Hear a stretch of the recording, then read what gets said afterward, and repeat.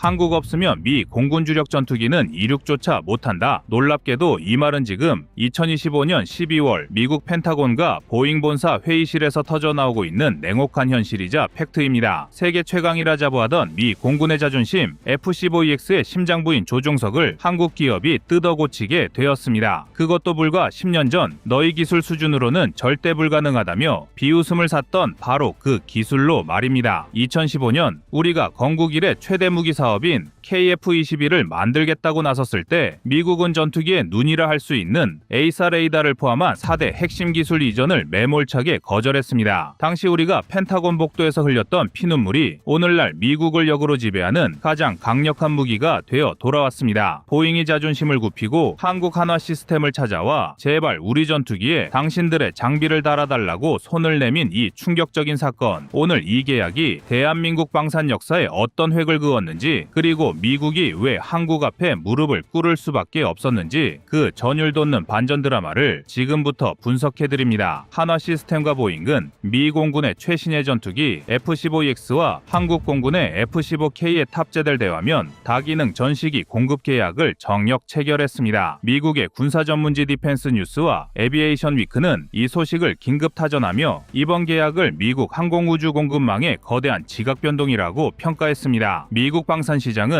바이 아메리칸이라는 강력한 자국 우선주의 법안으로 철옹성처럼 보호받는 성격입니다. 특히 전투기의 껍데기가 아닌 조종사의 생명과 직결되고 작전의 승패를 가르는 항전장비 분야에 외국 기업, 그것도 아시아의 파트너국 기업이 진입했다는 것은 전례를 찾아보기 힘든 일입니다. 도대체 왜 이런 일이 벌어졌을까요? 미 정부의 4대 핵심 기술 이전 거절 후 한국 엔지니어들은 오로지 도끼 하나로 밤을 지새우며 기술 자립에 매달렸습니다. 남의 것을 베끼는 것이 불가능해지자 우리는 한국인의 체형과 한반도의 산악지형, 그리고 급박한 작전 환경에 딱 맞는 세상에 없던 최적의 시스템을 바닥부터 설계하기 시작했습니다. 그렇게 탄생한 것이 KF-21의 조종석에 탑재된 다기능 전시기 기술입니다. 그리고 10년이 지난 지금 상황은 180도 뒤집어졌습니다. 미 공군은 현재 노후화된 F-15CD 기체를 퇴역시키고 무장 탑재량이 13.4톤에 달해 하늘의 전함이라 불리는 괴물 같은 전투기 F-15EX 이글2를 2028년까지 144대 이상 도입하려는 계획을 추진 중입니다. 문제는 이 최신형 기체의 조종석이었습니다. 기존 F-15 계열은 1970에서 80년대 설계 사상을 따르고 있어 수십 개의 아날로그 계기판과 작은 디스플레이들이 혼재되어 있었습니다. 초음속으로 기동하며 적기와 교전해야 하는 조종사가 0.1초 만에 전장 상황을 파악하기에는 한계가 명확했습니다. 미 공군은 이를 해결하기 위해 스마트폰처럼 직관적인 터치스크린 방식의 대화면 디스플레이를 요구했습니다. 그런데 여기서 보잉 내부에 치명적인 문제가 터졌습니다. 미국의 기존 협력사들은 천정부지로 치솟은 인건비와 개발비, 그리고 숙련공 부족으로 인해 보잉이 요구하는 납기와 단가를 맞추지 못하고 허덕였습니다. 반면 한국은 달랐습니다. KF-21 시제기를 통해 이미 완벽하게 검증된 기술을 보유하고 있었고, 무엇보다 납기일은 무슨 일이 있어도 맞춘다는 한국 특유의 제조 역량이 보잉, 경영진의 마음을 흔들었습니다. 미국 매체 워조는 보잉이 한화 시스템을 선택한 것은 선택이 아닌 생존을 위한 필수불가결한 결정이었다고 분석했습니다.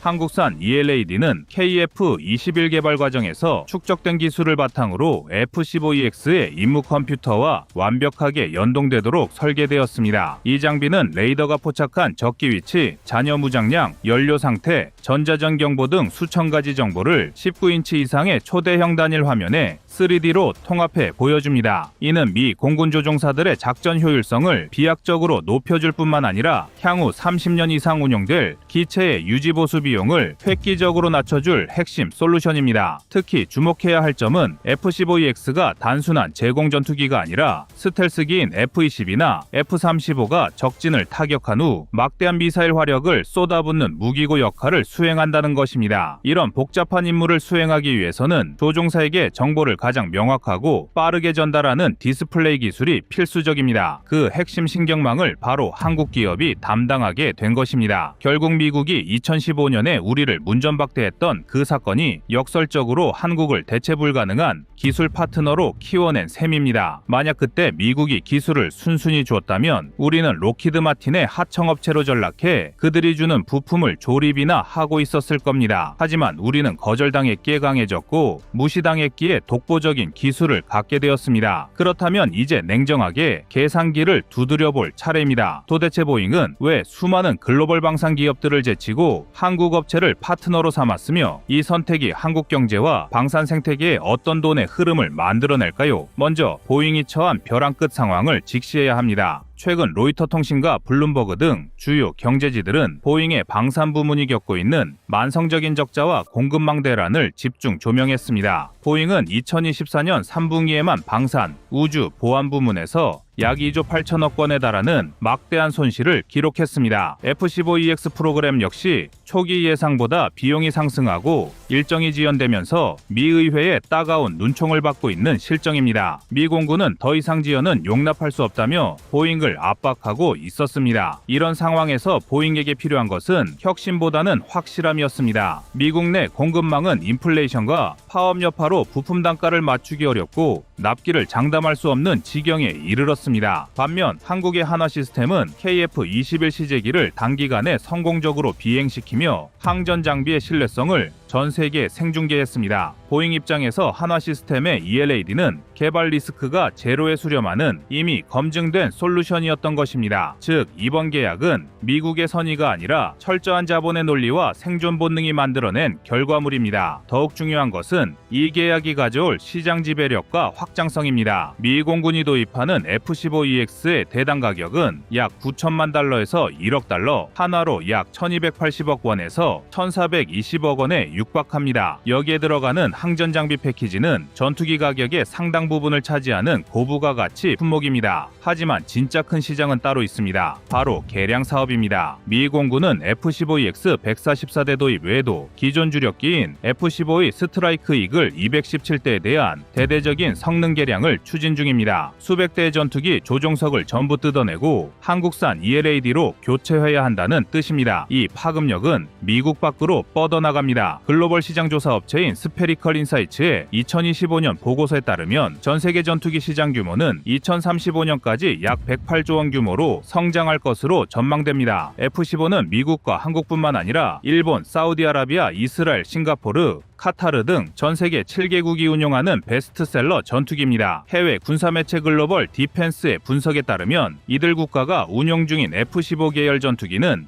약 500여 대에 달하며 대부분 2040년 이후까지 운용하기 위해 조종석 현대화가 시급한 실정입니다. 특히 일본 항공자위대는 F-15J 200여 대를 운용 중이며 이 중 상당수가 개량 대상입니다. 미 공군이 한화 시스템의 장비를 채택했다는 것은 일종의 KS 마크, 아니 전 세계가 인정하는 US 밀리터리 스탠다드 인증을 찍어준 것과 다름없습니다. 미 공군 최신형 전투기도 이거 쓴다는 말 한마디면 전 세계 F-15 운용국들은 고민 없이 한국산 장비를 선택할 수밖에 없습니다. 한번 한국산 시스템이 깔리면 향후 소프트웨어 업그레이드와 유지 보수까지 한국이 주도하게 되는 락인 효과가 발생합니다. 즉 미국 전투기의 껍데기는 그대로일지 몰라도 그 두뇌와 신경망은 한국산으로 채워지는 셈입니다. 또한 이번 성과는 KF-21 보람에 수출가 돼 강력한 터보 엔진을 달아줄 것입니다. 그동안 해외 바이어들이 한국 무기를 살 때 가장 망설였던 점은 과연 한국산 항전 장비가 미군 장비와 호환이 되는가 였습니다. 미국은 나토 표준이라는 강력한 규격으로 전 세계 무기 체계를 통제해왔기 때문입니다. 하지만 이번 계약으로 한화의 장비가 미 공군 규격을 완벽하게 충족함은 물론 미군 주력기와 상호 운용성이 보장된다는 사실이 증명되었습니다. 이는 폴란드, 말레이시아, 사우디아라비아 등 KF-21 도입을 저울질하는 잠재 고객들에게 미 공군도 쓰는 기술이다라는 한마디로 모든 기술적 우려를 잠재울 수 있는 치트키가 될 것입니다. 결론적으로 한화 시스템과 보잉의 F-15EX 계약은 한국 방산의 위상이 추격자에서 선도자로 바뀌는 변곡점입니다. 10년 전 기술 동량을 하러 갔다가 문전박대를 당했던 그 서러운 국가가 이제는 그 기술을 갈고 닦아 기술, 종주국인 미국의 전투기를 띄우고 있습니다. 이것은 단순히 외화를 벌어들이는 문제를 넘어섭니다. 미국이라는 거대한 항공우주 산업의 밸류체인 속에 한국이 없어서는 안 될 핵심 고리로 결합되었다는 것을 의미합니다. 한미동맹이 군사적 혈맹을 넘어 산업과 기술을 공유하는 진정한 경제안보동맹으로 진화했음을 보여주는 상징적인 사건입니다. 우리는 지금 목격하고 있습니다. 자주 국방을 위해 흘렸던 엔지니어들의 땀방울이 어떻게 국가의 부와 안보를 동시에 지키는 강력한 무기가 되었는지를 말입니다. F-15EX의 널찍한 화면 속에서 미 공군 조종사들은 한국의 기술을 통해 전장을 바라볼 것입니다. 그리고 그 시선 너머에는 세계 방산 시장의 중심으로 비상하는 대한민국이 서 있습니다. 그래서 한국은 지금 어디에 서 있습니까? 바로 세계 최강대국의 등을 떠미는 기술 강국의 위치에 서 있습니다.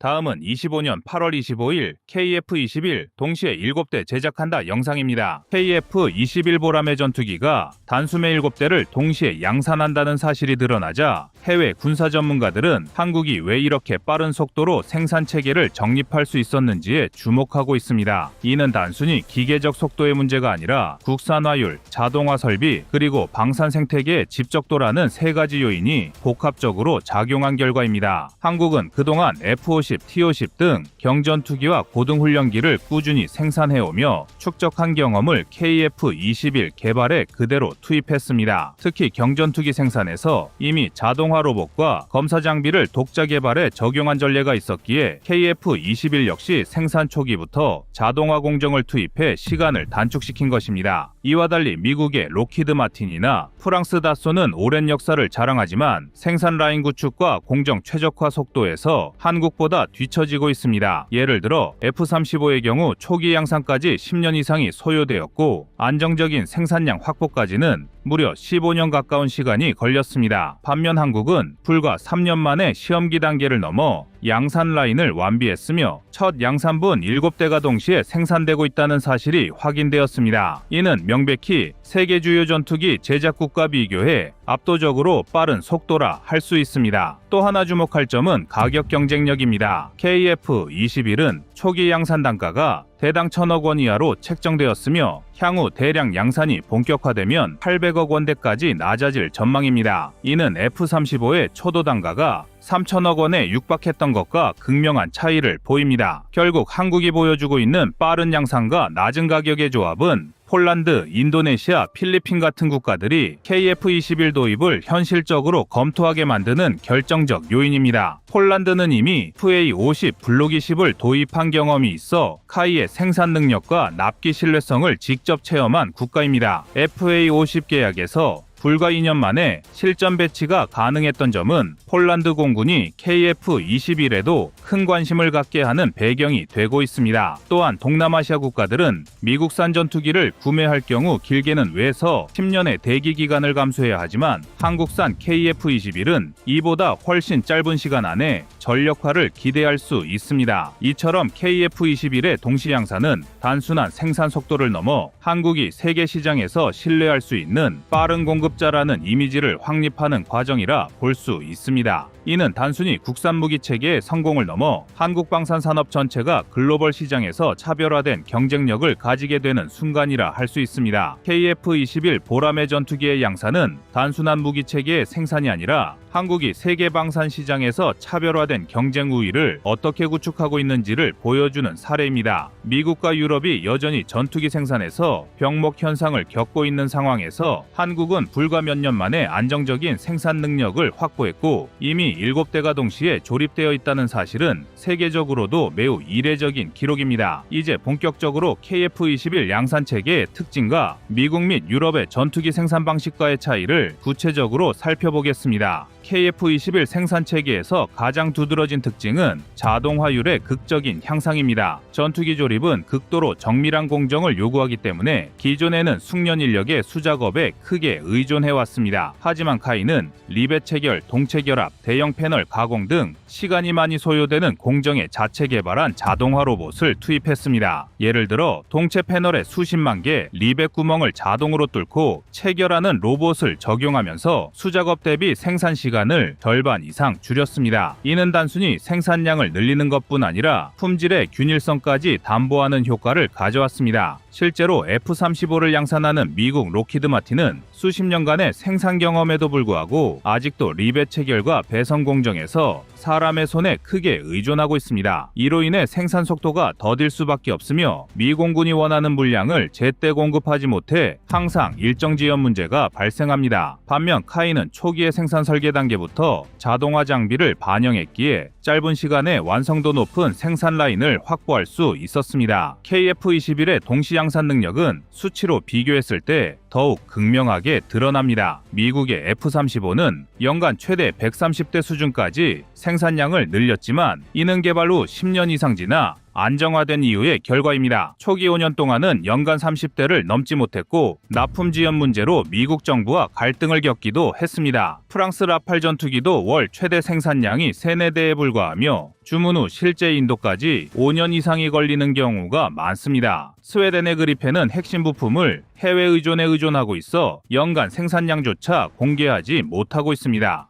반면 한국은 KF-21의 양산 라인을 구축한 지 불과 1년 만에 7대를 동시에 조립했고 초기 생산율이 70%를 넘어섰습니다. 이는 내년 초에 첫 양산형이 롤아웃될 수 있음을 의미합니다. 더욱이 카이는 필요할 경우 생산 라인을 추가해 월 3-4대, 연간 40대 이상을 공급할 수 있는 확장성을 확보해 놓았습니다. 이는 미 유럽 항공사들이 달성하지 못한 납기 신뢰성이라는 무형의 경쟁력으로 이어집니다. 전투기 구매를 고려하는 국가 입장에서는 수년을 기다려야 하는 기체보다 몇 년 안에 실전 배치 가능한 기체를 훨씬 선호할 수밖에 없습니다. KF-21의 또 다른 강점은 가격 경쟁력입니다. 초도 양산 가격이 대당 1,000억 원 이하로 책정되었고 본격적인 대량 생산 체제가 확립되면 800억 원대까지 낮아질 전망입니다. 이는 경쟁 기종인 F-35의 단가가 약 1,300억 원, 라팔 전투기가 약 1,800억 원, 그리고 최신형 F-16V가 1,500억 원 이상인 것에 비해 크게 저렴합니다. 무엇보다 KF-21은 최신 A사 레이더, 전자전 장비, IR/ST 등 첨단 센서를 이미 탑재하고 있으며 블록 II 단계에서는 스텔스 성능까지 강화됩니다. 즉 동급 이상의 성능을 갖춘 기체를 절반 수준의 가격에 도입할 수 있다는 점에서 해외 공군들의 관심이 집중되고 있습니다. 가격 경쟁력은 단순한 비용 절감 이상의 의미를 갖습니다. 전투기 한 대의 단가가 수백억 원에서 1,000억 원을 넘는다는 점을 고려하면 예산이 제한된 중견국가들에게는 사실상 도입 가능성과 직결됩니다. 폴란드, 인도네시아, 말레이시아 등은 모두 국방비 제약이 있는 국가들인데 이들 국가들이 한국산 전투기를 선호하는 배경에는 바로 합리적인 가격에 빠른 납기라는 두 가지 장점이 결합되어 있기 때문입니다. 특히 주목할 점은 한국이 전투기 양산 과정에서 필요한 검사 장비까지 직접 개발했다는 사실입니다. 전투기 내부에는 수십 킬로미터 이상의 전선이 연결되며 공정별로 전력과 유압 시스템의 정상 작동 여부를 확인해야 합니다. 기존에는 해외 장비를 도입해 검사를 진행했지만 카이는 자체적으로 검사 장비를 개발해 공정 효율을 높였습니다. 이는 장기적으로 국산화율을 더욱 끌어올리고 해외 의존도를 낮춰 생산 지연 가능성을 원천적으로 차단하는 효과를 발휘합니다. KF-21의 빠른 양산은 단순히 경제적 성과에 그치지 않습니다. 군사적으로도 전력 공백을 최소화할 수 있는 체계를 의미합니다. 한국 공군은 2026년까지 노후 F4, F5를 전량 퇴역시키고 KF-21을 주력으로 배치할 계획입니다. 만약 생산이 지연된다면 전력 공백이 불가피했겠지만 카이의 빠른 양산 능력은 이러한 위험을 차단하는 안전판 역할을 하고 있습니다. 또한 수출 시장에서도 파급력이 큽니다. 유럽, 동남아, 중동 국가들은 러시아 전투기 의존에서 벗어나려는 움직임을 보이고 있으며 동시에 미국제 전투기의 높은 가격과 긴 납기 문제에 불만을 표하고 있습니다. 이 틈을 한국이 KF-21로 공략할 경우 단순한 판매를 넘어 글로벌 항공 전력의 균형을 바꿀 수 있는 카드가 될 수 있습니다. 이는 단순한 무기 수출을 넘어 한국의 외교적 영향력 확대로 이어질 가능성이 높습니다. 결국 KF-21 보라매의 7대 동시 양산은 한국이 단순한 신흥 방산국을 넘어 미국 유럽을 위협하는 차세대 전투기 생산 강국으로 자리매김했음을 보여줍니다. 빠른 생산 속도, 합리적인 가격, 안정된 공급망이라는 세 가지 무기를 확보한 한국은 폴란드와 동남아시아 등 실수요국에게 가장 현실적이고 매력적인 선택지로 떠오르고 있습니다.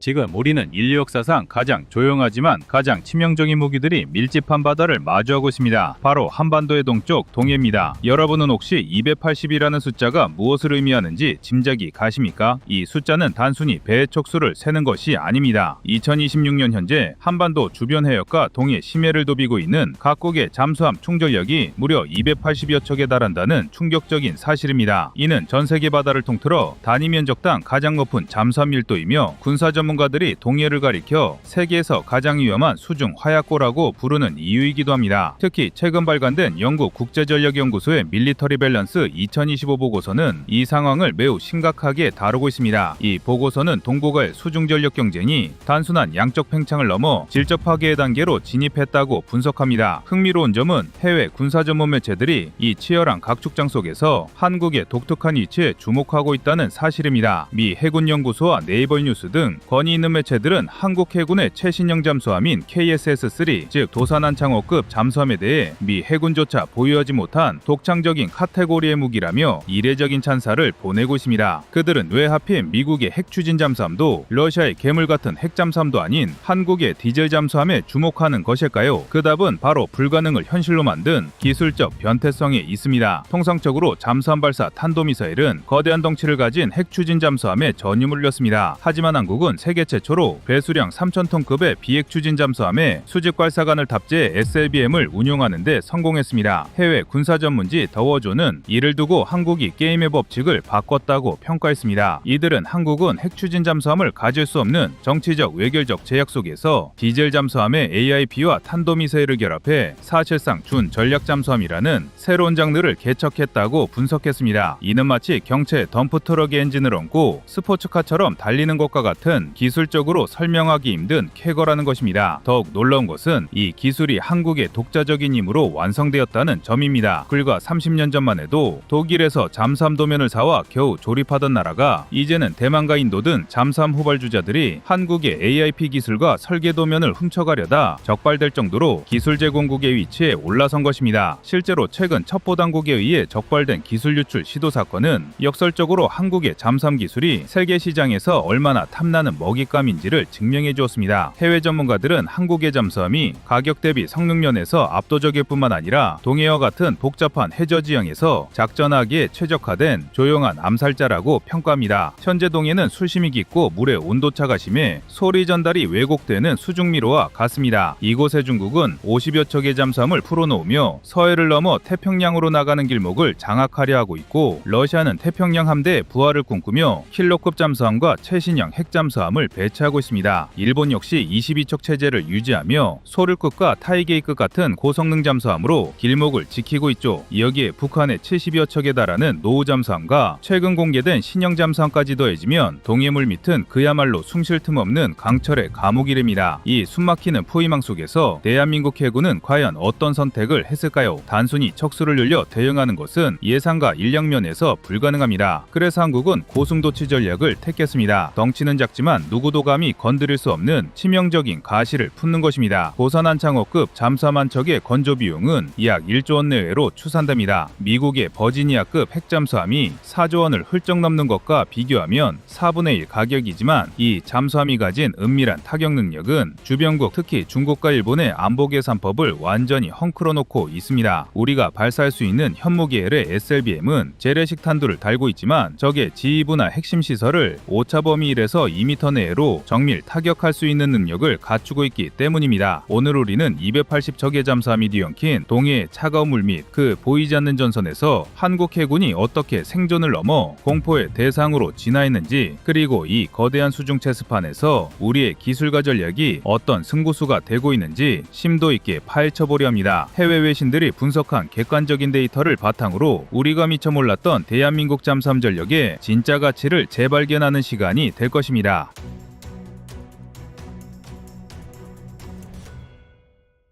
동해의 건푸른 물결 아래 수심 400m 지점은 빛 한 줄기 들어오지 않는 완벽한 어둠의 세계입니다. 이곳은 소리가 곧 생존이자 죽음인 공간입니다. 현재 동해에 깔린 280여 대의 잠수함들 사이에서 대한민국 해군이 선택한 생존 방식은 소름 끼칠 정도로 실용적이고 동시에 기술적 변태라고 불릴 만큼 집요합니다. 단순히 배의 숫자를 늘려 중국이나 러시아를 상대하는 건 애초에 우리의 선택지에 없었습니다. 대신 한국은 전 세계 해군 역사를 통틀어 유례가 없는 하이브리드 괴물을 만들어냈습니다. 바로 3,000톤급 디젤 잠수함인 도산 안창호급의 탄도미사일 수직 발사관을 꽂아 넣은 것입니다. 이게 왜 미친 짓에 가까운 혁신인지 아십니까? 통상적으로 잠수함 발사 탄도미사일은 덩치가 큰 핵추진 잠수함의 전유물입니다. 디젤 잠수함은 선체 내부 공간이 협소하고 배터리 효율 문제로 이런 거대한 미사일 발사 시스템을 탑재하는 것이 공학적으로 불가능하다고 여겨졌습니다. 하지만 한국의 엔지니어들은 이 불가능을 깨부수고 세계 최초로 재래식 잠수함에 전략 타격 능력을 부여하는 역사를 썼습니다. 경쟁자인 일본의 최신형 잠수함 타이게이급과 비교해보면 우리의 전략적 위치가 더 명확해집니다. 일본은 전통적으로 해상교통로 보호와 미 해군을 보조하는 방패 역할에 치중해왔습니다. 그래서 그들의 잠수함은 적을 탐지하고 어뢰로 공격하는 헌터 킬러 능력은 탁월하지만 적의 본토 지상을 타격할 수 있는 장거리 투사 수단은 전무합니다. 반면 한국의 도산 안창호급은 방패가 아닌 적의 심장을 겨누는 비수입니다. 우리가 독자 개발한 현무포-4 SLBM은 수중에서 콜드런치 방식으로 튀어올라 점화된 뒤 마하 10의 속도로 대기권을 돌파해 적의 핵심 시설을 타격합니다. 이것은 한국이 핵무기를 보유하지 않았음에도 불구하고 주변국의 사실상의 핵 억제력에 버금가는 공포를 심어줄 수 있는 유일한 수단입니다. 여기서 우리가 주목해야 할 또 하나의 기술적 해거는 바로 심장입니다. 잠수함의 생명은 얼마나 오랫동안 물 밖으로 나오지 않고 버티느냐에 달려 있습니다. 기존의 납축전지 잠수함들은 하루 이틀이면 스노클을 위해 수면 위로 빨대를 꽂아했고 이때 발생하는 소음과 열은 적 대잠 초기에기에 가장 좋은 먹잇감이었습니다. 하지만 한국은 세계 최고의 배터리 기술을 보유한 삼성 SDI와 하나의 기술력을 결합해 잠수함용 리튬이온 배터리 체계를 성공적으로 안착시켰습니다. 납축전지 대비 에너지 밀도가 2배 이상 높은 이 배터리와 AIP의 결합으로 도산 안창호급은 무려 3주 이상 수면 위로 부상하지 않고 작전이 가능합니다. 이는 사실상 핵추진 잠수함을 제외하면 세계 최강 수준의 자망 능력입니다. 반면 북한이 최근 공개하며 허세를 부린 김군옥 영웅함을 보십시오. 그들은 1950년대 소련의 고철 로미오급 잠수함을 억지로 잘라내고 이어 붙여 미사일 발사관을 우겨 넣었습니다. 전문가들은 이를 두고 움직이는 관이라고 조롱합니다. 선형이 망가져 기동 시 엄청난 소음을 낼 것이 뻔하기 때문입니다. 한국의 도산 안창호급이 최고급 세단처럼 미끄러지듯 움직일 때 북한의 잠수함은 경운기 소리를 내며 자신의 위치를 광고하고 다니는 꼴입니다. 우리의 최신 소나철예는 수백 킬로미터 밖에서도 이 경운기 소리를 식별해낼 수 있으며 유사시 그들이 발사 버튼을 누르기도 전에 수장시킬 수 있는 압도적인 질적 우위를 점하고 있습니다. 결국 동해라는 좁고 치열한 링위에서 대한민국이 선택한 전략은 가성비를 넘어선 가심비, 즉 가격 대비 심리적 공포의 극대화입니다. 도산 안창호급 잠수함 한 척을 건조하는 데 들어가는 비용은 약 1조 원 안팎입니다. 언뜻 보면 천문학적인 금액 같지만 미 해군의 버지니아급 핵잠수함이 4조 원을 훌쩍 넘고 항공모함 전단 하나를 꾸리는데 수십조 원이 들어가는 것을 감안하면 한국은 기적에 가까운 비용 효율로 국가 전략 자산을 확보한 셈입니다. 이 1조 원짜리 잠수함 한 척이 동해 깊은 곳에 매복해 있다는 사실만으로도 중국 북해안배 항로가 수정되고 일본 해상자위대 경계태세가 바뀌며 북한 지도부의 동선이 제한됩니다. 이것이야말로 돈으로 환산할 수 없는 국방의 레버리지 효과입니다. 더욱 고무적인 것은 이 모든 과정이 우리 산업의 핏줄을 타고 흐르고 있다는 점입니다. 불과 30년 전 독일에서 잠수함 도면을 사와서 제발 가르쳐달라며 서름을 삼키던 나라가 대한민국이었습니다. 그러나 이제는 하나오션과 HD 현대중공업의 도크에서 우리 기술, 우리 부품, 우리 손으로 만든 잠수함이 진수되고 있습니다. 국산화율 80%를 향해 가는 이 거대한 프로젝트는 단순히 무기를 만드는 것을 넘어 국내 방산 생태계 전체를 먹여 살리는 거대한 낙수 효과를 만들어내고 있습니다. 잠수함용 특수강을 만드는 포스코, 정밀 타격 체계를 만드는 LIG 넥스원, 전투 체계를 통합하는 하나 시스템까지 K잠수함은 대한민국 중공업의 결정체이자 수출 효자로 거듭나고 있습니다. 캐나다, 폴란드, 필리핀 등 세계 각국이 한국 잠수함 도입을 진지하게 검토하고 있는 것은 우연이 아닙니다. 그들은 한국이 중령에는 성능과 납기 그리고 무엇보다 자주 국방의 의지를 사고 싶어 하는 것입니다. 2026년의 동해는 여전히 차갑고 주변 강대국들의 패권 다툼은 더욱 거세질 것입니다. 하지만 우리는 더 이상 그들의 눈치를 보며 숨죽이던 약소국이 아닙니다. 우리는 누구도 가질 수 없었던 VLS를 단 디젤 잠수함이라는 독보적인 카드를 쥐고 그들의 턱밑을 겨누고 있습니다. 러시아의 거대한 핵잠수함도 중국의 물량 공세도 한국형 잠수함이 가진 은밀한 치명성 앞에서는 긴장할 수밖에 없습니다. 오늘 우리가 확인한 것은 단순한 무기 체계가 아닙니다. 그것은 강대국 틈바구니에서 살아남기 위해 뼈를 깎는 노력으로 만들어낸 대한민국의 생존 본능 그 자체입니다.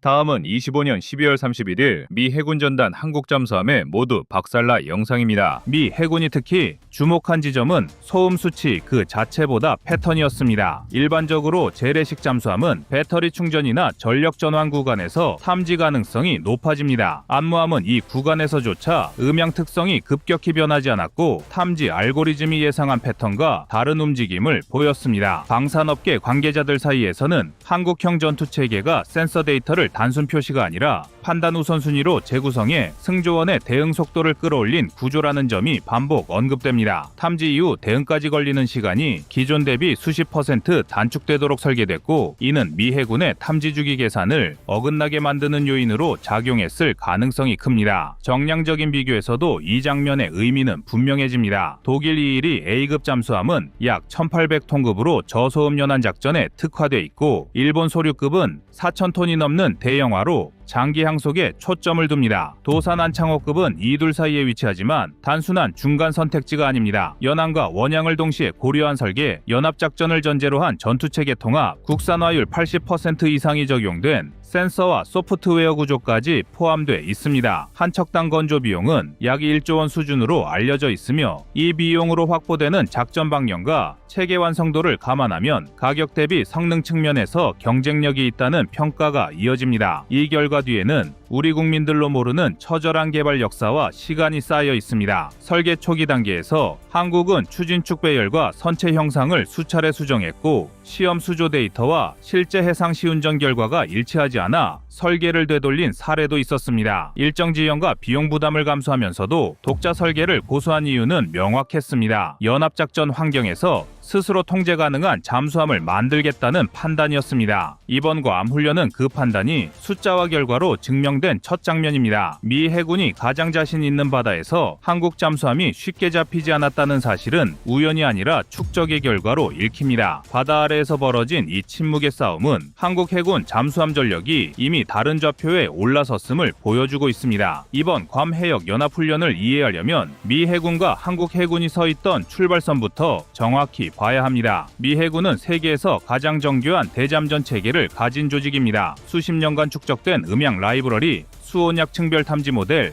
해저지형 데이터, 그리고 이를 실시간으로 엮는 전술 알고리즘까지 갖추고 있습니다. 괌은 그 체계가 실제 작전 수준으로 운용되는 핵심 거점입니다. 세계 최강으로 일컫는 미 해군은 이 해역에서 P-8A 대잠 초계기, 이지스 구축함, 핵추진 잠수함을 동시에 투입해 탐지 확률을 극대화하는 방식으로 훈련을 설계했습니다. 더욱이 이 구조는 상대가 재래식 잠수함일수록 유리하게 작동하도록 짜여 있습니다. 반대로 한국 해군은 숫자와 물량에서 불리한 조건으로 출발했습니다. 투입된 플랫폼은 3000톤급 재래식 잠수함 단독이었고 항공전력이나 수상전력이 붙지 않은 상태에서 미 해군의 탐지망을 상대해야 했습니다. 이 대척점이 이번 훈련을 특별하게 만듭니다. 미 해군은 광역 탐지와 빠른 압박을 통해 상대를 끌어내는 구조였고 한국 해군은 최대한 오래 노출되지 않으면서 작전 목표를 달성하는 구조였습니다. 속도와 물량으로 누르는 쪽과 은밀성과 판단 속도로 버티는 쪽의 정면 대결이었습니다. 실제 훈련에서 한국 해군이 선택한 방식은 예상과 달랐습니다. 통상 재래식 잠수함은 저속 자망과 정지 상태를 반복하며 탐지를 회피합니다. 그러나 암무함은 일정 구간에서 오히려 기동 패턴을 바꾸며 미 해군의 탐지 예측을 흔들었습니다. 수온약층 경계선과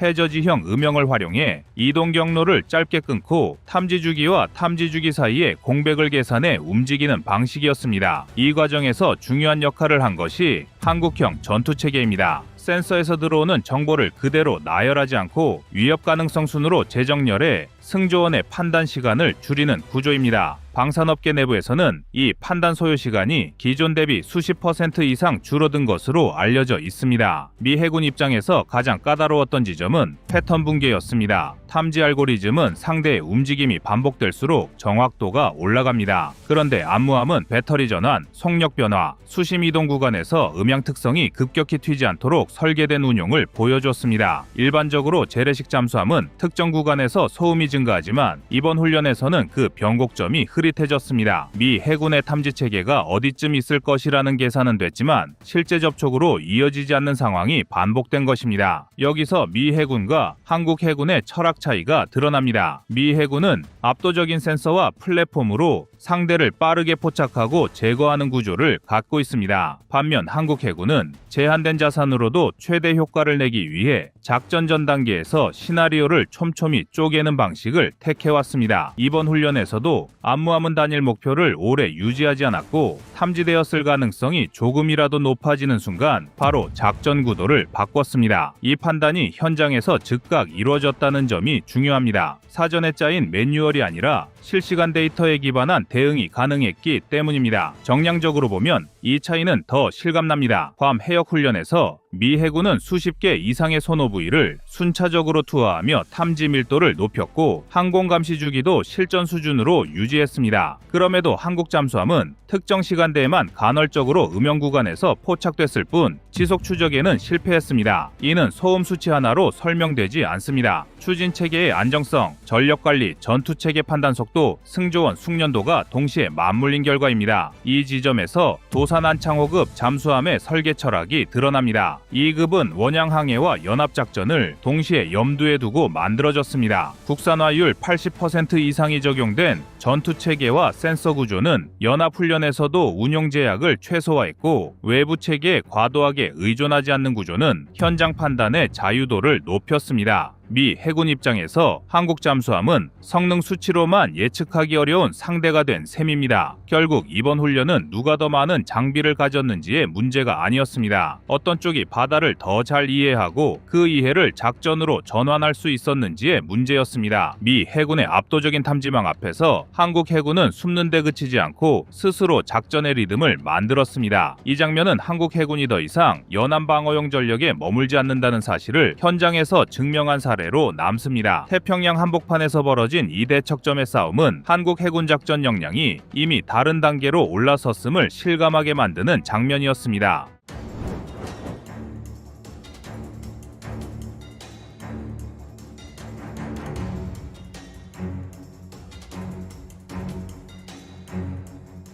여러분, 지금 전세계 방산 시장이 발칵 뒤집혔습니다. 이제는 배 한 쪽 파는 문제가 아닙니다. 무려 60조 원, 우리 돈으로 환산하면 웬만한 증경국가의 한 해 국방비를 훌쩍 뛰어넘는 이 어마어마한 자금이 움직이는 캐나다 잠수함 사업에서 대한민국이 누구도 예상치 못한 심야한 수를 던졌기 때문입니다. 이 때문에 외신들도 일제히 경악하고 있습니다. 영국의 로이터와 캐나다 현지 매체인 오타와 시티즌은 최근 보도를 통해 한국의 행보를 집중 조명하기 시작했습니다. 그들이 주목하는 건 잠수함의 성능이 아닙니다. 바로 한국이 캐나다의 심정부에 어뢰 공장을 통째로 지어주겠다고 선언한 대목입니다. 이건 사실상 기술의 자존심이자 국가안보의 핵심인 이빨을 뽑아주는 격인데 도대체 왜 한국은 이런 파격적인 제안을 한 걸까요? 사실 우리 국민들이 기술 유출을 우려하는 시각은 일견 타당해 보일 수 있지만 현대방산의 복잡한 메커니즘을 들여다보면 이는 한국의 기술 패권을 더 공고히 하는 고도의 산업 전략입니다. 군사 전문가들은 어뢰 기술의 핵심이 단순히 하드웨어의 도면을 넘겨주는 것에 있지 않다고 강조합니다. 실제 어뢰가 목표물을 타격하기 위해 수중의 복잡한 난반사와 소음을 뚫고 적함을 식별하는 알고리즘, 즉 소스 코드와 음향 데이터베이스는 철저히 블랙박스 형태로 제공되어 원천 기술에 대한 통제권은 여전히 한국이 지게 됩니다. 특히 우리가 캐나다에 제안하는 기술은 현재 완성 단계에 있는 최신형 모델이지만 한국의 연구소에서는 이미 이를 압도하는 초공동 어뢰나 인공지능 기반의 군지 인비지벌에 같은 차세대 기술 개발이 막바지에 다다랐습니다. 즉 캐나다가 이전받은 기술을 소화하여 자기 것으로 만드는 시점이 되면 한국은 이미 한 세대 앞선 기술로 시장을 리드하며 기술적 격차를 유지하는 영리한 속도전을 펼치고 있는 셈입니다. 더 나아가 이 파격적인 제안의 이면에는 거대한 경제적 실익이 숨어 있습니다. 캐나다 현지의 한국 표준의 생산 라인이 깔린다는 것은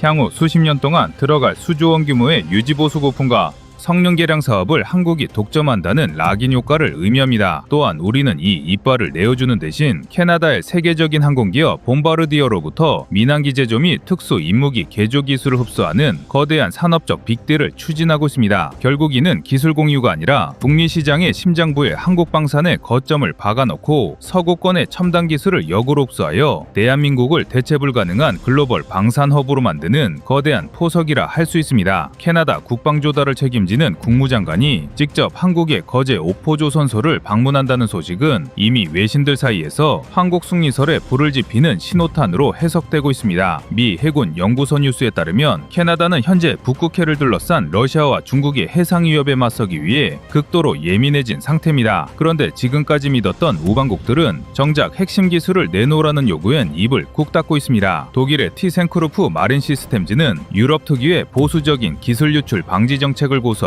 캐나다의 속을 태우고 있죠. 반면 대한민국은 다릅니다. 우리는 배만 파는 게 아니라 너희가 스스로를 지킬 힘을 직접 만들게 해주겠다라는 산업적 상생 전략을 들고 나왔습니다. 이건 독일이 절대 흉내조차 낼 수 없는 오직 대한민국만이 할 수 있는 속도전과 신뢰의 결합입니다.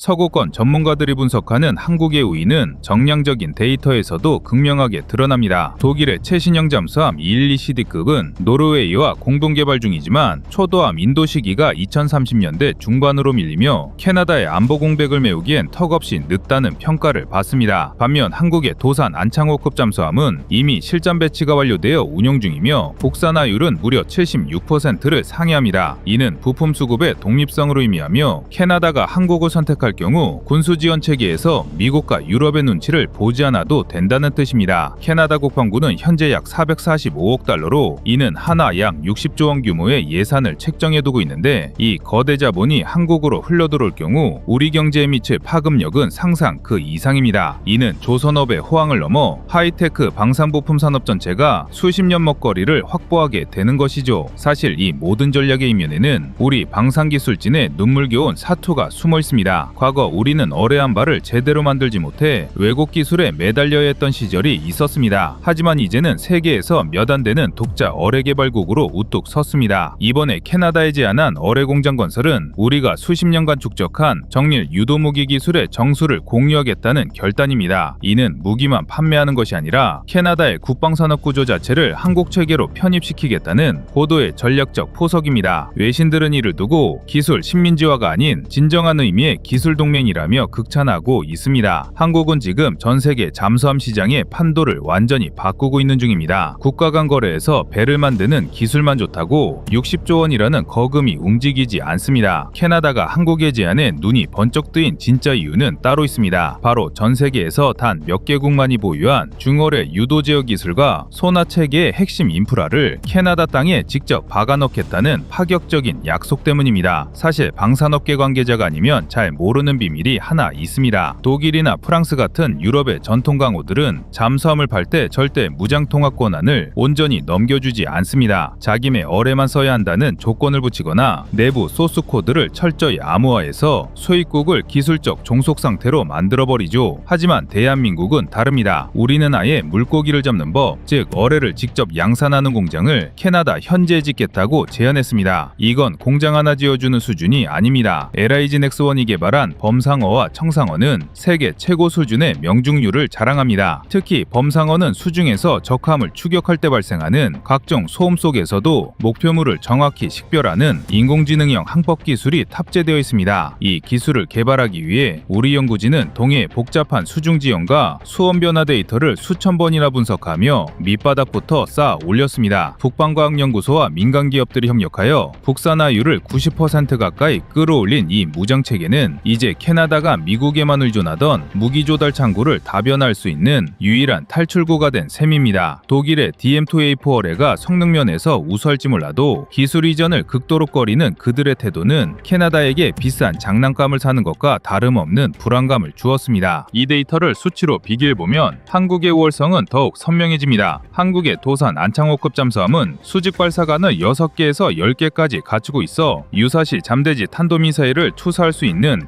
독보적인 타격 능력을 보유하고 있습니다. 반면 독일의 212급 잠수함은 톤수가 작아 이런 대규모 타격 수단을 갖추는데 한계가 명확하죠. 가격 경쟁력은 또 어떻습니까? 독일 잠수함이 한 척당 약 2조 5천억 원을 호가하는 상황에서 한국은 규모의 경제를 통해 약 1조 8천억 원대라는 압도적인 가성비를 달성했습니다. 성능은 더 뛰어난데 가격은 약 20% 이상 저렴하니 캐나다 정부 입장에서는 한국을 선택하지 않는 것이 배임에 가까운 상황인 겁니다. 여기에 더해 한국은 캐나다의 항공산업과 조선업을 잇는 거대한 산업 생태계 전략을 제시했습니다. 캐나다의 자존심이라 불리는 봄바르디어사의 항공기기체를 활용해 한국의 전자전기 사업을 추진하는 방식입니다. 이는 우리가 잠수함을 사줄 테니 너희는 우리 비행기를 써라라는 고도의 정무적 거래가 성사되었음을 의미합니다. 실제로 대한민국 방산컨트롤타워는 무기 판매를 넘어 자동차 부품, 반도체, 항공우주 분야까지 아우르는 패키지 딜을 밀어붙이고 있습니다. 이는 국방비 지출이 아니라 양국 간의 산업 지형도를 완전히 재편하는 거대 자본의 이동입니다. 이번 캐나다 수주전은 60조 원의 수익을 넘어 북미 시장이라는 거대 거점을 확보하는 역사적인 변곡점이 될 것입니다.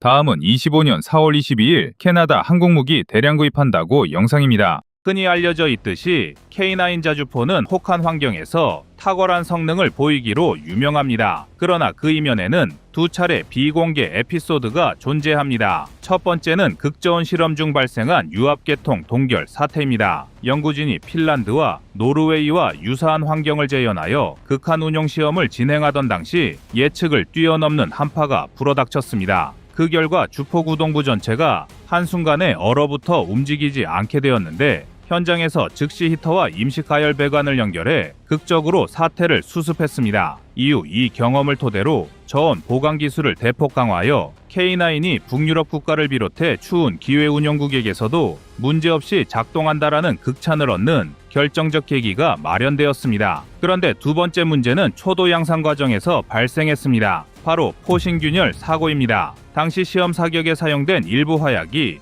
규격에 맞지 않아 무리한 폭발 압력이 걸린 탓에 포신 내부에서 미세균열이 감지되었습니다. 다행히 자동 사격 통제 장치가 곧바로 이상을 포착해 추가 발사를 차단했고 더 큰 사고로는 번지지 않았습니다. 이 사건을 계기로 개발팀은 K9의 포신 내강 재질과 열 처리 공정을 한 단계 업그레이드했으며 동시 다발적인 품질 관리 시스템을 재정비하여 신뢰도를 획기적으로 높였습니다. 이처럼 혹한기 동결 사태와 포신 균열 문제를 극복한 경험이 현재의 K9 썬더가 다양한 작전 환경에서 인정받는 발판이 되었다고 할 수 있습니다. 그래서 준비했습니다. 오늘은 도널드 트럼프 대통령의 파격적인 발언으로 촉발한 캐나다 미국 갈등이 한국 K방산의 새로운 기회로 이어지는 이유에 대해 알아보겠습니다.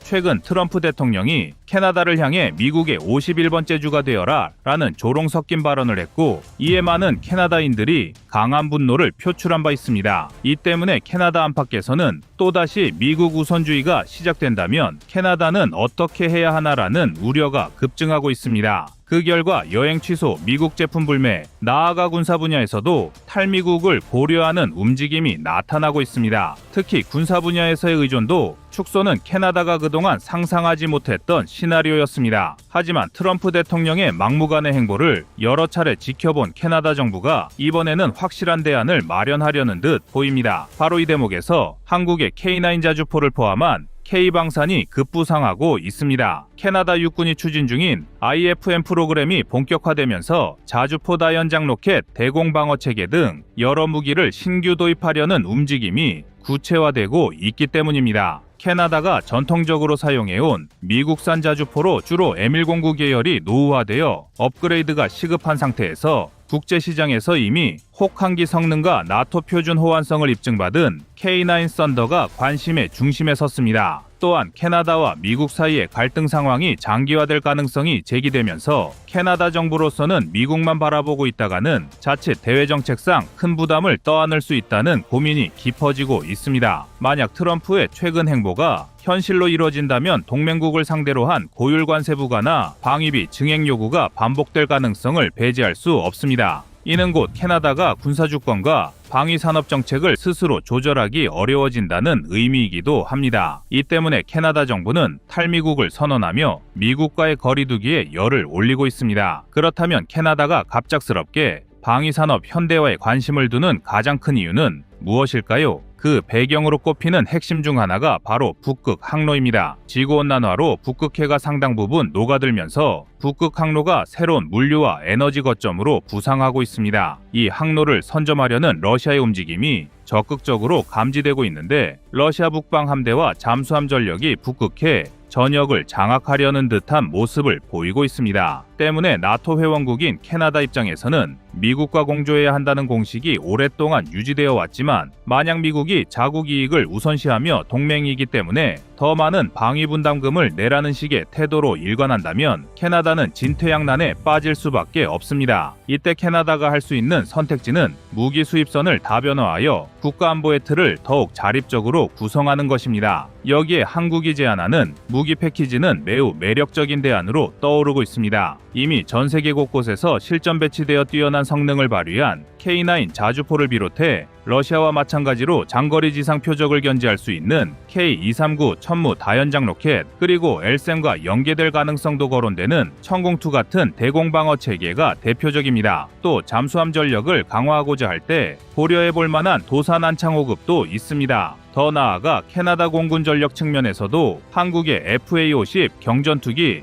혹은 KF-21 보라매가 눈에 들어올 수 있습니다. 캐나다가 보유한 슈퍼호넷 계열기인 CF-18은 노후화가 빠르게 진행되고 있고 미국이 F-35의 킬 스위치를 통해 동맹국에 대한 일종의 무력화 옵션을 가질 수 있다는 의혹이 확산되면서 단순히 미국산만을 대체제로 생각하던 분위기가 흔들리고 있기 때문입니다. 캐나다가 한국 무기에 관심을 두는 건 단순히 트럼프가 싫으니까 미국 대체제를 찾자라는 감정적 반응이라기보다 자국의 전략적 주권과 미래 안보 환경을 위한 합리적 선택이라는 분석이 설득력을 얻습니다. 특히 IFM 프로그램에 있어서는 이미 여러 운영 국가가 검증해준 K9의 혹한기 작전 능력과 나토 탄약 호환성이 최대 장점으로 꼽힙니다. 폴란드, 핀란드, 노르웨이, 에스토니아 등 나토 회원국들이 K9 썬더를 실전 배치하거나 도입을 결정한 사례가 캐나다의 선택에도 긍정적인 영향을 미칩니다. 이 국가들은 대부분 추운 겨울 환경을 공유하고 있으며 실제로 핀란드와 노르웨이는 혹독한 겨울 테스트를 통해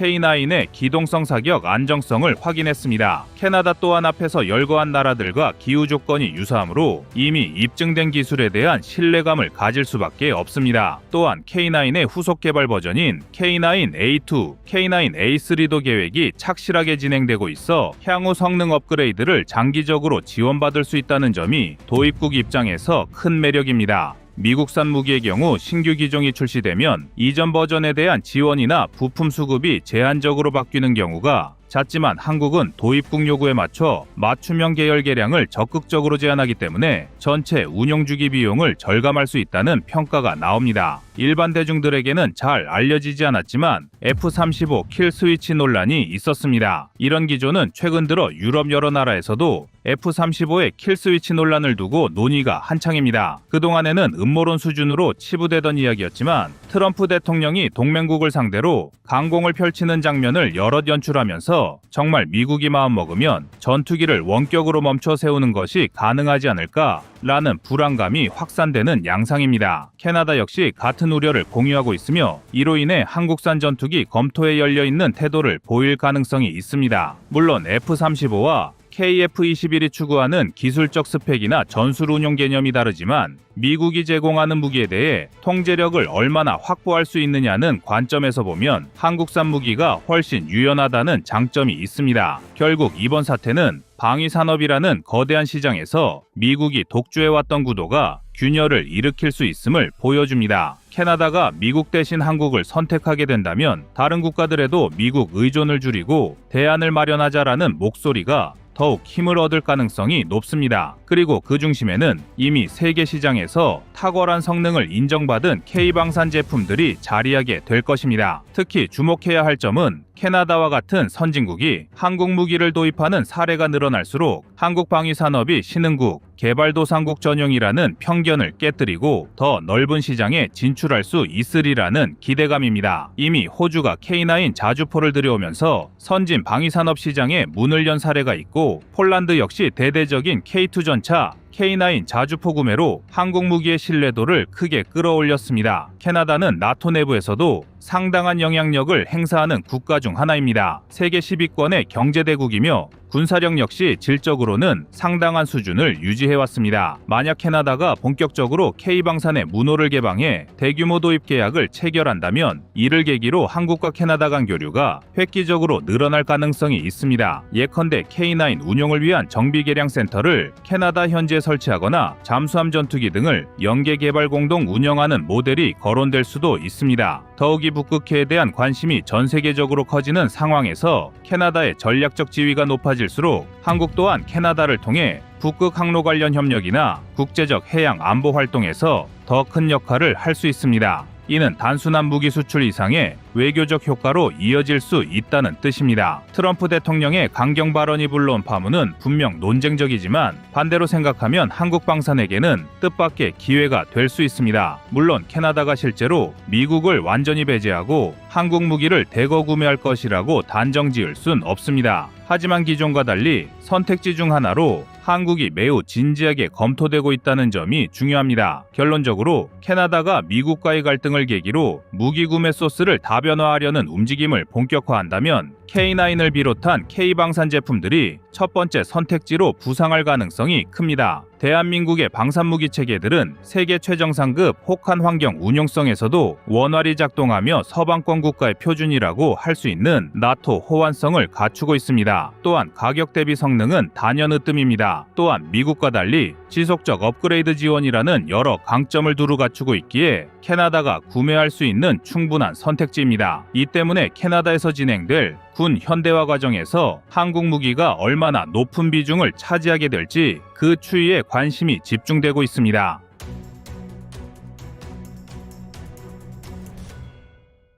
대한민국 방산 역사상 가장 치열했던 논쟁의 중심이자 한때 훈련기라는 꼬리표 탓에 반쪽짜리 전투기라며 서름을 삼켜야 했던 FA-50이 이제 그 껍질을 완전히 깨부수고 있습니다. 그동안 일부 전문가들조차 경공격기의 한계는 명확하다며 선을 그었지만 카이가 발표한 2035 개량 로드맵은 이 모든 고정관념을 산산조각 내버렸습니다. 이것은 단순한 성능 개선이 아닙니다. 대한민국이 F-16이라는 거대한 산을 넘어서 독자적인 리틀 F-16 시장을 완전히 장악하겠다 는 사실상의 선전포고나 다름없습니다. 세계 최강의 전투기 F-22 랩터와 F-35를 만든 록히드 마틴조차 예상하지 못했던 속도, 그리고 그 누구도 흉내낼 수 없는 가성비와 성능의 조화가 지금 전 세계의 하늘을 긴장시키고 있습니다. 폴란드와 말레이시아가 왜 그토록 한국산 전투기에 열광했는지, 그리고 왜 지금 미국과 유럽의 방산 경쟁자들이 한국의 행보에 식은땀을 흘리고 있는지 그 이면에 숨겨진 거대한 전략과 기술적 쾌거를 낱낱이 파헤쳐 보겠습니다. 세계 경전투기 시장은 2033년까지 약 380억 달러로 하나 약 50조 원 규모로 급성장할 전망입니다. 현재 전 세계적으로 교체가 시급한 F5, 미그-21 등 노후 기종만 3천여 대에 달하며 향후 10년 내 실질적인 신규 발주물 양만 최소 1000대 이상으로 추산되는 거대한 블루오션입니다. 최근 미국의 군사 전문지 디펜스 뉴스와 에비에이션 위크를 비롯한 유수의 외신들은 한국의 FA-50 개량 계획을 집중 조명하며 매우 흥미로운 분석을 내놓고 있습니다. 특히 폴란드의 군사 전문 매체인 디펜스24는 한국이 약속했던 2025년의 기적이 현실화되고 있다며 FA-50이 더 이상 훈련기를 겸하는 보조 전력이 아니라 주력 전투기인 F-16을 배치할 수 있는 가장 현실적이고 강력한 대안으로 떠올랐다고 평가했습니다. 현재 전 세계 전투기 시장은 극심한 공급 부족에 시달리고 있습니다. F-16 최신형인 블록 70, 71을 주문하면 인도받기까지 최소 5년에서 7년이 걸리는 기형적인 병목 현상이 발생하고 있고, 대단 시장 가격은 하나 약 1,300억 원을 훌쩍 넘겨버렸습니다. 반면 유럽의 유로파이터나 라팔은 엄청난 유지비와 도입가로 인해 중소국가들이 감히 엄두조차 낼 수 없는 기종 무기가 되어버렸습니다. 바로 이 지점에서 외신들은 카이의 전략적 타이밍에 주목합니다. 미국이 자국 우선주의와 공급망 붕괴로 주춤하는 사이 한국은 이미 검증된 플랫폼에 5세대 전투기 KF-21 보라매를 개발하며 확보한 최첨단 A사 레이더와 독자 정밀 타격 기술을 이식해버리는 과감한 승부수를 던졌기 때문입니다. 영국의 제인스 디펜스 위클리 역시 한국의 독자 레이더 개발과 미사일 통합 능력을 언급하며 한국은 이제 미국의 기술 통제에서 벗어나 독자적인 수출 상태계를 구축하는 단계에 진입했다고 분석했습니다. 과거에는 미국산 레이더와 무장을 쓰기 위해 미국의 허가를 기다려야 했지만 이제 한국은 국산 A사 레이더와 한국형 타우러스로 불리는 천령 공대지 미사일을 통합함으로써 수출의 가장 큰 걸림돌을 스스로 제거해버린 것입니다. 이는 구매국 입장에서도 미국의 까다로운 수출 통제 리스크를 피할 수 있는 매력적인 선택지가 됩니다. 실제로 폴란드가 미국산 레이더 도입을 추진하다가도 한국산 A사 레이더 개발 상황을 예의주시했던 이유가 바로 여기에 있습니다. 미국이 자국의 안보 상황이나 외교적 판단에 따라 부품 공급이나 기술 지원을 끊어버릴 수 있다는 동맹의 딜레마 속에서 한국은 우리가 끝까지 책임진다는 신뢰를 무기로 시장을 파고들고 있습니다. 더욱 놀라운 점은 이번 개량 로드맵이 보여주는 기술적 자신감입니다. 경쟁 기종인 이탈리아의 M346FA가 여전히 음속보다 느린 속도인 아음속의 한계에 갇혀있고 스웨덴의 그리펜이 높은 가격과 복잡한 부품 수급 문제로 고전하는 동안 FA50은 마 1.5의 초음속 성능에 KF-21의 DNA를 수혈받아 미니 이지스함급의 탐지 능력을 갖춘 제공5로 다시 태어나고 있습니다. 외신들은 특히 카이가 제안한 단자형 개발 가능성과 연료 탱크 확장에 주목하고 있습니다. 이는 FA50의 유일한 약점이었던 짧은 항속거리와 부족한 무장 탑재량을 획기적으로 늘려 명실상부한 미들급 전투기의 영역까지 넘보겠다는 의지이기 때문입니다. 지금 전 세계 방산 시장의 판도는 한국이 만든 이 작은 거인에 의해 완전히 뒤집히고 있습니다.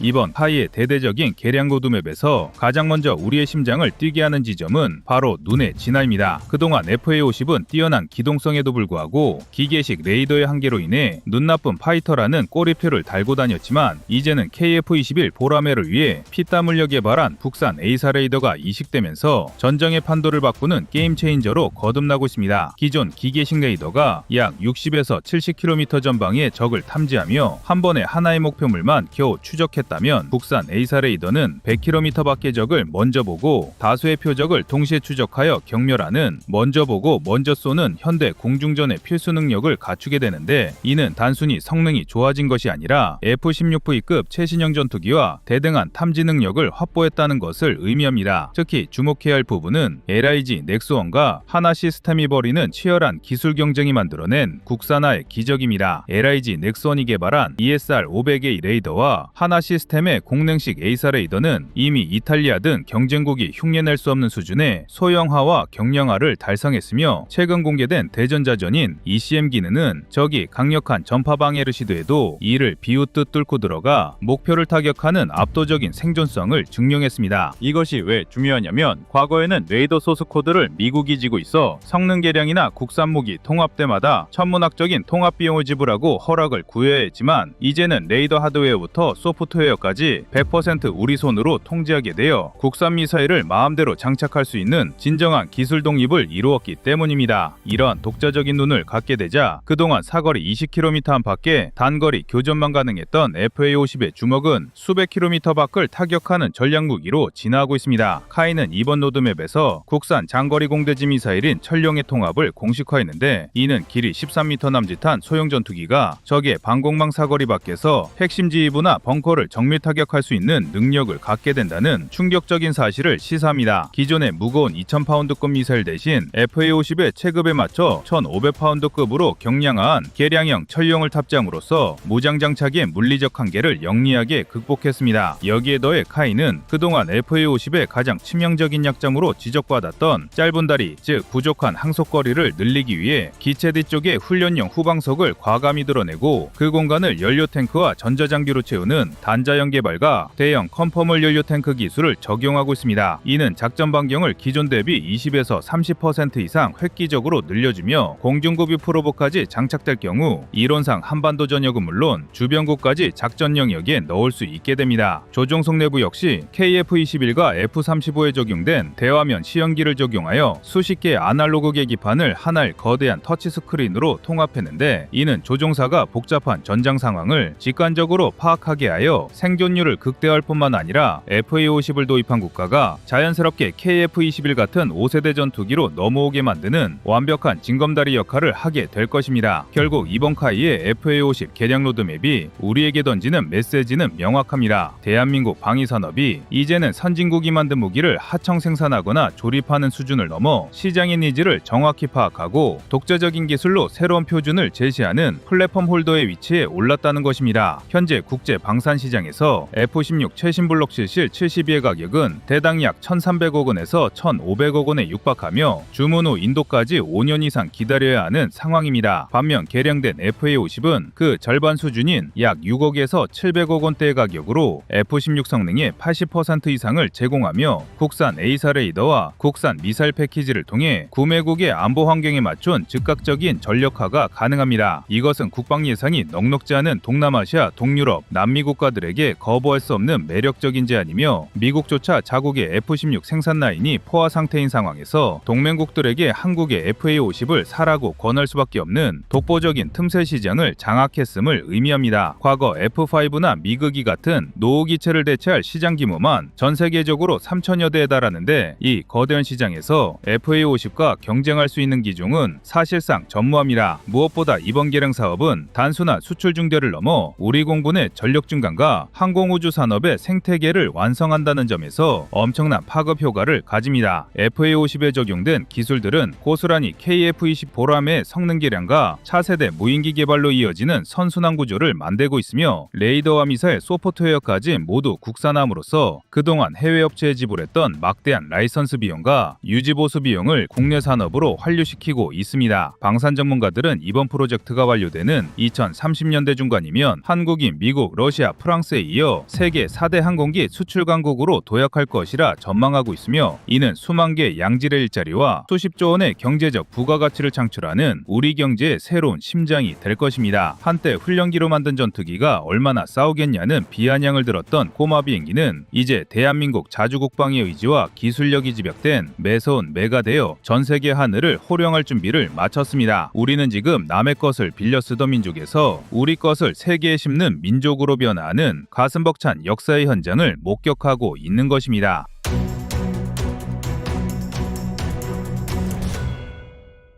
다음은 25년 6월 28일 철룡2사의 시험 발사 영상입니다. 한국은 철룡의 성공적인 시험 발사를 통해 중형 전투기뿐 아니라 경전투기 플랫폼에서도 최대 600km까지 멀리 떨어져 있는 적 지휘부를 정밀 타격할 수 있는 능력을 확보했습니다. 평양은 3월 10일 서해상으로 단거리 탄도미사일 여러 발을 발사하며 기존 킬체인 무력화를 시도했습니다. 이에 우리 군 당국은 이를 장거리 순항무장 시험에 대한 경계성 완충 행동으로 분석했습니다. 이번 시험 발사를 통해 북한 지휘부 입장에서 은폐갱도와 이동식 TEL 리더는 안전지대가 아니라는 점이 확인됐기 때문입니다. 과거 철용 사업은 부품난으로 지연된 타우러스 창정비 사태가 불러온 숙제를 해결하기 위한 비상대책에서 출발했습니다. 독일 제조사가 창정비를 2030년으로 미루겠다고 통보한 순간 우리 공군은 장거리 정밀 타격 자산이 최대 5년 동안 공백 상태에 빠질 위험을 맞이했습니다. 방위사업청은 즉시 2018년 착수했던 한국형 타우러스 연구를 가속했고 2023년 체계 개발, 2024년 연합 지상시험을 끝낸 뒤 2025년 비행시험에 돌입했습니다. 그 결과물이 바로 사거리 600km, 탄도 480kg급 철용입니다. 전술적으론 적방공망 외곽에서 갱도 지휘소를 정밀 관통하는 능력이 핵심입니다. 3중 유도계는 GPS 제밍을 무력화하며 초저고도 은밀 비행 뒤 급강하 관통 패턴으로 요격 가능 시간을 최소화합니다. 특히 FA-50과 KF-21 두 기종이 동시에 운용할 수 있다는 점은 우리 군의 작전 유연성을 크게 확장합니다. 평시에는 수출형 FA-50에 실려 다국적 훈련에서 존재감을 과시하고 유사시에는 KF-21이 최대 4발을 탑재해 적 지휘부나 TEL 또는 레이더를 일괄 타격할 수 있게 되는 구조입니다. 전술 지평이 넓어진 만큼 전략적 억제력도 기하급수로 상승했고 주변 국방공망 운영자들은 이제 레이더 스크린에 잡히지 않는 한국산 순항 미사일을 상수로 고려해야 하는 상황에 놓였습니다. 철용의 태생 자체가 적 레이더를 속여야 산다는 명제에서 출발했습니다. 그래서 국방과학연구소와 LIG 넥스원 설계팀은 첫 3D 모델부터 흡입구를 어떻게 숨길 것인가를 놓고 밤새 머리를 맞댔습니다. 기존 타우러스나 제즘처럼 측면 흡입구를 드러내면 제작은 쉬워도 RCS가 늘어납니다. 연구진은 이 허점을 막기 위해 동체하부 일체형 S덕트를 선택했습니다. 사천 풍동 시험동에서는 고속카메라가 S덕트 안쪽에 형성되는 와류를 실시간으로 추적했고 연구원들은 해상도가 자글자글한 압력 분포 영상을 보면서 0.1도씩 덕트 각도를 조정했습니다. 그 결과 압력 손실을 2% 이내로 봉인하면서도 외부에서는 흡입구가 보이지 않는 곡선이 탄생했습니다. 또한 동체 전면은 육각 사다리꼴을 맞물려 전파를 좌우로 흘리도록 설계됐습니다. 국방과학연구소 RCS 챔버 계측 결과 동체 전면 RCS는 0.09제곱미터대로 측정됐고 이는 타우러스 대비 20% 이상 감소한 수치입니다. 뿐만 아니라 우리 연구진은 최소한 F-35 측면 면적과 비슷하게는 맞추겠다는 목표를 세우고 복합재 몰드를 3번이나 폐기하면서까지 표면 오차 0.2mm를 지켰다고 합니다. 여기서 재미있는 내부 비화 하나가 있는데요. 첫 시제품을 레이더 챔버에 세웠을 때 스텔스 흡입구 덮개가 진동으로 살짝 떠서 RCS가 갑자기 튀어올라 이를 보완하기도 했었는데요. 철용은 미사일 후방 구조도 독특합니다. 상하부의 경사진 복합자의 꼬리날개 4장을 X자로 붙여 비행 안정성을 높였는데 날개 루트에는 전도성 도료를 겹칠로 입혀 전파 산란을 억제했습니다. 엔진은 한화에어로스페이스 터보팬 소형화 기종을 기본으로 배기 노즐 끝단을 톱니 모양 서레이티드 노즐로 깎아 적외선 신호를 줄였습니다. 시험 발사용 시제탄은 고온 저장 48시간, 저온 저장 72시간, 진동 30시간을 연속 통과했는데 여기서 불량률 제로가 찍히자 현장 엔지니어들이 상당히 놀랐다는 뒷이야기도 전해집니다.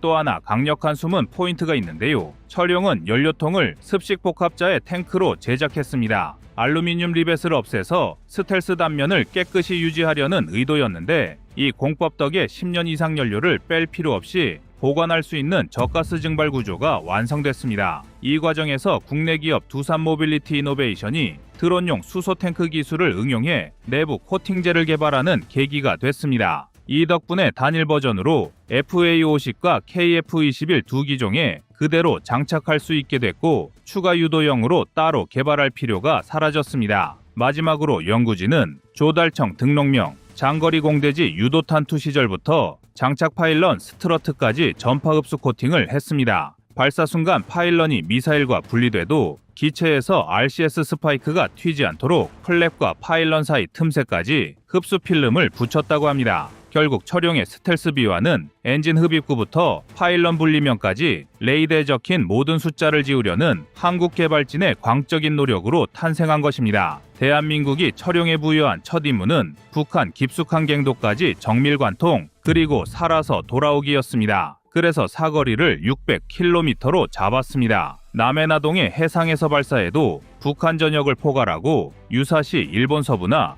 중국 연안 방공망 주변까지 도달할 수 있는 숫자입니다. 방사청 중간평가 보고서에 따르면 최대 사거리는 620km, 순항고도는 30m 이하, 최대 마하 0.9를 유지합니다. 사실 마하 0.9가 갖는 의미는 상당합니다. 마하 5를 넘는 극초음속 미사일이 개발된 시점에 너무 느린 속도라고 생각할 수 있지만 이 속도에는 의미심장한 이유가 있습니다. 미사일 설계에서 초음속을 노리면 엔진 흡입압이 달라지고 연료도 급증해 진동 문제가 폭발합니다. 대신 음속을 유지하면 연료 효율을 극대화하면서 지형 따라 흐르는 스커트 비행으로 요격 자체를 어렵게 만드는 게 가능합니다. 탄두는 기본 480km 관통형입니다. 두께 6m 철근 콘크리트 구조를 동체 일체형 다단 관통 신관으로 뚫고 들어가 최적 깊이에서 폭발하는 방식인데 관통부 전면에는 중속 컴포짓을 두르고 후부에는 고폭약 180km를 충전했습니다. 만약 활주로 무력화나 산악지대 지휘소 공격이 필요하면 파편형 탄두 모듈로 교체할 수 있습니다. 처룡 미사일의 운용 개념은 이렇습니다. 평시 훈련에선 FA-50 블록 20이 공대지 두 발을 싣고 30분 거리를 순항해 훈련 해상 사격장을 찍고 돌아옵니다. 유사시엔 KF-21이 최대 4발을 장착해 서해상 저고도로 진입한 뒤 120km 바깥에서 한꺼번에 투하합니다. 미사일은 곧바로 20m 저고도부터 서해오도와 평양 중간 계곡을 타고 흐르다가 목적지 3km 전에서 고도를 400m로 살짝 올려 관통 각도를 확보한 뒤 급강하합니다. 이때 적지상 레이더가 미사일을 탐지할 시간은 15초에 불과합니다. 사실 이렇게 되면 적은 처룡을 파악하더라도 요격하기는 불가능에 가깝습니다. 처룡 탑재 FA-50 영상이 공개된 뒤 방산 수출 상담 창구가 바빠졌습니다. 먼저 폴란드 공군이 FA-50PL 2차 구매 옵션에 처룡을 포함할 수 있는지 공식 질의를 보냈습니다. 폴란드는 우크라이나 전쟁으로 러시아 장거리 레이더 기지를 억제할 필요가 있어 장거리 순항 무장 패키지의 경제성을 눈여겨보고 있습니다. 또 동남아에선 말레이시아 공군이 올해 하반기 코타키나발루에서 열릴 리마 2025전에 시연용 처룡 실물 모형 전시를 요청했는데 이는 제즈미아를 도입 중인 호주 대비 전략 균형을 맞추려는 포석으로 보입니다. 유럽 시장 반응도 예사롭지 않습니다. 독일 부품난으로 타우러스 창정비가 밀리자 헝가리와 슬로바키아는 타우러스 플러그 앤 플레이가 불투명하다면 한국 옵션을 검토하겠다는 내부 검토 보고서를 올렸습니다. 처룡은 경전투기 플랫폼에도 통합이 쉬운 경량 순항 미사일이라는 장점이 있어 JF-17이나 미그-29를 운영 중인 국가들까지 관심군으로 포섭되는 중입니다. 그럼 대한민국에 미치는 경제 효과는 어떨까요? 국방경제연구원 시뮬레이션 결과 처룡 수출이 FA-50 패키지와 함께 연간 10억 달러 이상으로 확대될 경우 2030년까지 누적 고용 창출만 2,000명, 부가가치 1조 3천억 원 이상이 기대됩니다. 한국이 개발한 처룡은 단순히 타우러스 대체품이 아닙니다.